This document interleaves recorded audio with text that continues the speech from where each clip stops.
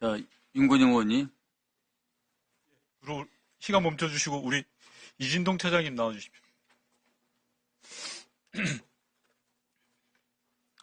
예, 나왔습니다. 예, 차장님 이 자리에서 거짓으로 위증하시면 처벌받는 거 알고 계시죠? 예, 2월 6일 날 김용현 씨가 차장님한테 전화를 한 겁니까? 차장님이 전화를 아까는 분명히 전화를 기억으로는 제가 한 걸로 기억하고 있습니다. 그걸 기억 못 하세요? 그럼 몇 시에 전화를 하셨어요? 저녁이었던 걸로 알고 있습니다. 자, 첫 번째 PPT 띄워주세요. 당시에 김용현이 차장님한테 전화를 했습니다. 정확하게 12월 6일 날 22시 09분에 전화를 한 겁니다. 따라서 김용현이 검찰 출석 설득을 위해서 차장이 전화한 게 위증이에요. 앞단에 이야기하신 게. 아시겠어요?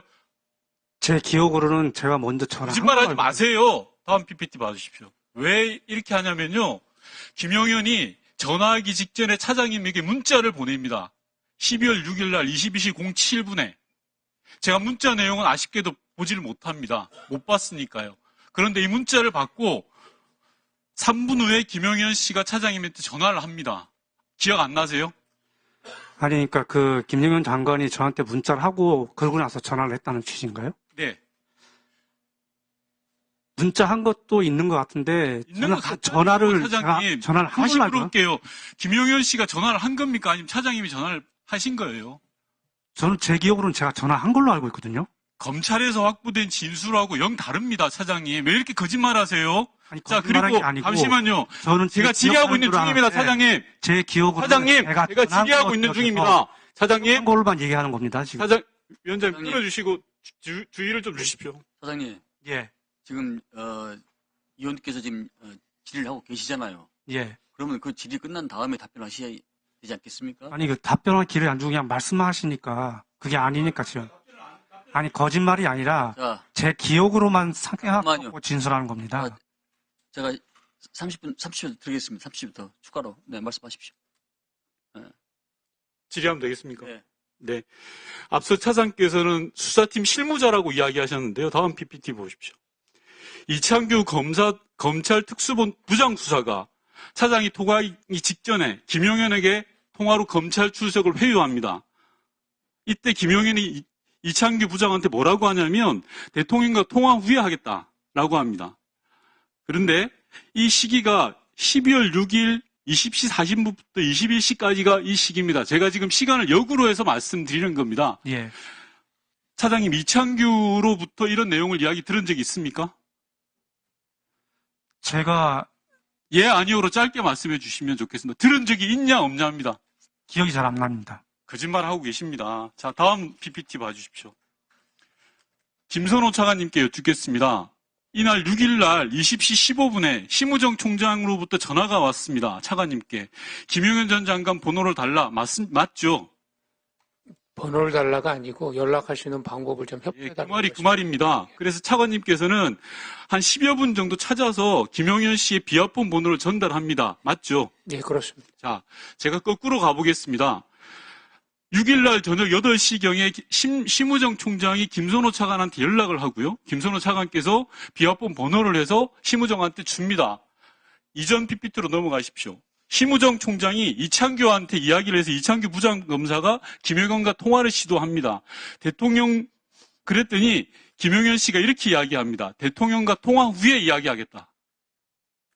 이러고 나서 제가 알고 있는 한 피의자 윤석열 씨는 김용현에게 김주현 민정수석과 협의하라라고 이야기합니다. 시간 멈춰주시고 김주현 수석 나오십시오.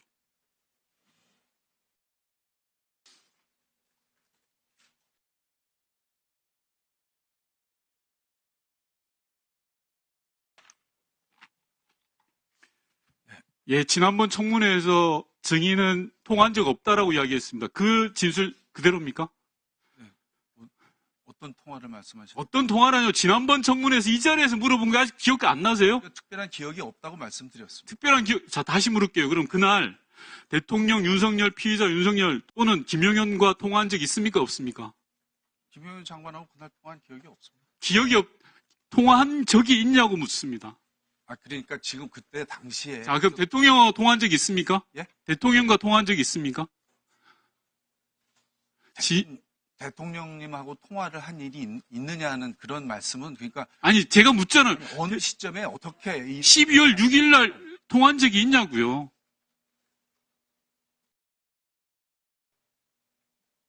그러니까 대통령님하고 통화는 뭐 그 시기 전체 아니, 있냐 없는지를 답변하는데 그렇게 복잡합니까? 김용현 수석님? 장관의 출석과 관련해서 잠시- 전화 통화하거나 그런 얘기를 할 일은 없다고 들어가십시오. 말씀드렸습니다. 들어가십시오. 예. 예. 증인은 지금 위증을 밥 먹듯이 하고 있습니다. 지난번 이야기하고 완전히 다른 이야기를 지금 하고 들어가세요. 다른 들어가시고 건 아니고요. 질의는 답변을 하시려면 위원장 허가를 받고 이야기하시고요. 다시 이준동 총장 나오십시오.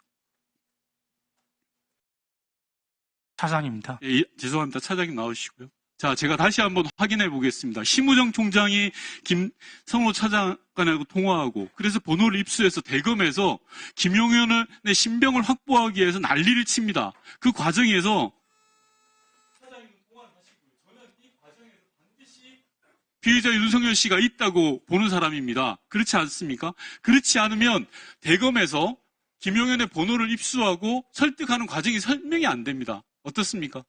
그건 잘 모르겠고요. 네. 그 당시에 제가 아까 처음에 설명했듯이 이 사건에서는 김용현 전 장관의 신병 확보가 제일 중요한데 네. 그 사람이 그 신병을 확보하기 위해서는 설득할 수밖에 없었습니다. 자, 수사팀에서 자, 설득이 죄송합니다. 안 된다 제가 답변을 해서. 끊어야 될 것 같은데요. 이 직전에 경찰에서 김용현에 대한 압수수색 영장을 청구했습니다. 따라서 검찰은 신속하게 신병을 확보하는 게 필요했기 때문에 피의자 윤석열까지 동원해서 김용현의 신병을 확보한 겁니다. 여기에 그 통화 내역이 나와 있는 거고요. 증인께서는 앞서 전화를 했다라고 했는데 실제로 전화를 받은 거예요. 김용현이 왜 갑자기 대검 차장한테 전화를 하겠습니까? 출석을 설득하기 위해서라면 차장이 전화를 했어야죠. 그런데 거꾸로예요. 이거는 대검과 윤석열 그리고 모든 이 커넥션이 다 있는 거라고 볼 수밖에 없는 겁니다. 위원장님 답변 드려도 되나요? 네, 간단하게 해주십시오. 제 아까도 말씀드린 건 제 기억이고 분명히 그 김용현 장관하고 저는 통화를 했고 제 기억으로는 제가 건 걸로 기억하는데 그건 지금 말씀하시니까 기억이 잘 안 나는데 그때 통화 내용은 설득이 제일 중요했기 때문에 설득을 하는 과정이었습니다. 그리고 그 번호는 저는 분명히 수사본부로부터 수사팀으로부터 받은 거고 이창규 검사한테 받은 게 맞죠? 그러니까 그 아마 제 기억으로는 그런 것 같습니다. 제가 김용현 기합 번호까지 공개를 할까요? 차장님 지금 이야기하시는 게 아기가 안 맞아요. 출석할 사람이 직접 차장님께 전화를 하신 거예요. 전화를 해서 내가 출석하겠다라고 이야기한 겁니다. 제 기억으로 제가 전화한 걸로 기억하거든요. 차장님은 자, 30분 전에 이미 거짓을 이야기했어요. 전화를 한 거라고 이야기했지만 분명히 전화를 받으신 겁니다. 자 차장님. 제 기억으로 지금, 위원장님. 약간 진술이 다르기 때문에, 보충 질의 때 또 추가를 질의할 수 있기 때문에, 먼저 우리 차장님께서는 좀